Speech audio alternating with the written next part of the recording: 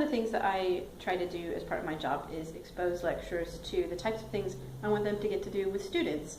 Part of that is because they're a bit leery of spending time learning things that they're not sure if it will work or not. And the other is I just feel like it's good practice. If I want them to start doing gameful learning, things like that, then I need to engage them with it. They need to experience that as a learner.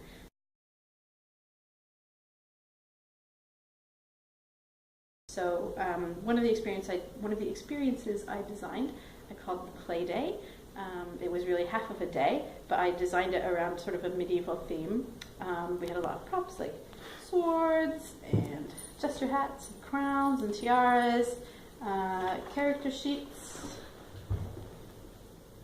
with an idea that I have borrowed from DMLL about being able to chart yourself on this sort of journey.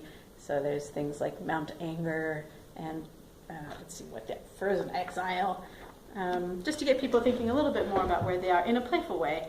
And as they've shown in the video, I did a character sheet for Fat Pony, who's kind of our mascot. She gives free hugs.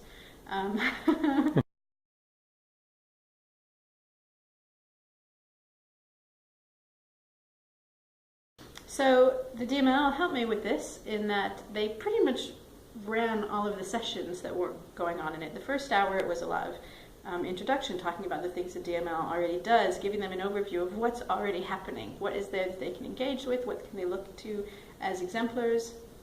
And then the second hour, it was kind of a, not like a free-for-all, but there were a lot of games and activities for them to actually get, like, to sit down and do. So there were some Lego things there. They got to sit down and see what Lego Serious Play was about. Alan was, explaining to them how he can help them. So they got a little bit of freebies from that, the people who participated in that. I created something called an Action Bound, which is an app on your phone that we're going to use with students. It's sort of like a treasure hunt, but it can get very involved. You can take pictures and so on. There were games that they could play. They could look at the interactive fiction book that Sam has put together.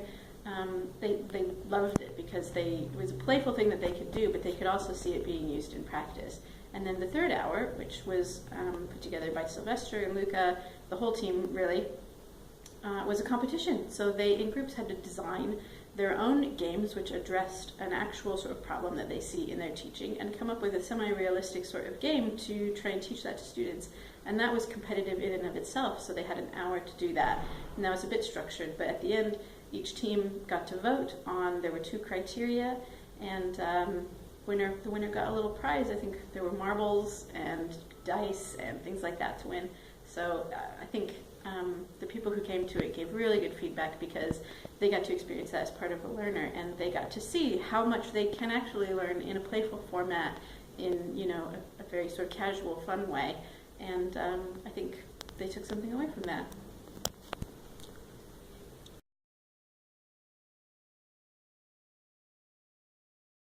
I think the number one thing that I've gotten from that is that anything that is a problem can be turned into a game. How do you get people to engage? Well, you can turn that into a game. How do you, anything that can be a problem that you can resolve or a question that you can look into can more or less be looked at in a playful way, in a game sort of way. And it's also a learning opportunity, so that it seems like they can be very closely linked. And it's tough sometimes to work that in a sort of natural way, but it can be done. It makes me approach things differently every time.